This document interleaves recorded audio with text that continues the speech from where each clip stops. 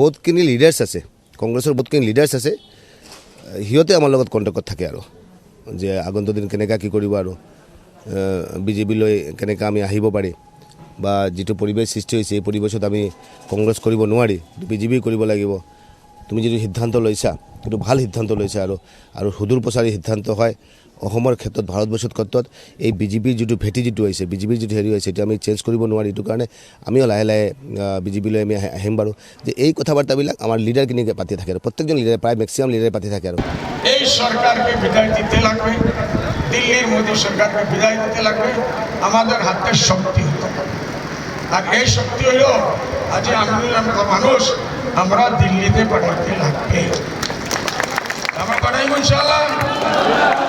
বিজেপির খালি ডব্বা, কংগ্রেসের খালি ডব্বা বরদুত বরদরে ওই মার্গারেট পাঠাই দেন, মার্গারেট পাঠাই দেন, মাথা খারাপ হয়ে যায়। এইটো UCC কথাটো আমি এটা এনলাইটেন মানুহখিনিৰ মাজত ক'ব লাগিব। ওৱান নেশ্যন ওৱান ইলেকশ্যন এইটো যদি একদম ৰুৰেল এৰিয়া মানুহ চহা মানুহৰ আগত ওৱান নেশ্যন ওৱান ইলেকশ্যন বুলি ক'লে তেওঁলোকৰ আগত তেওঁলোকে একো বুজি নাপায়। তেওঁলোকক ক'ব লাগিব যে আমি অৰুণোদয় বঢ়াই দিম, তেওঁলোকক ক'ব লাগিব যে PMAY ঘৰ আমাৰ 3 কোটি মানুহক ঘৰ দিম।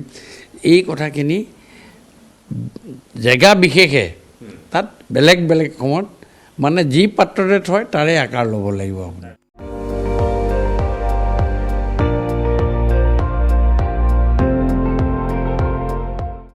আপুনি চাই আছে ND24 সৰ্বশ্ৰেষ্ঠ নহয় সৰ্বোত্তমৰ দৌৰ।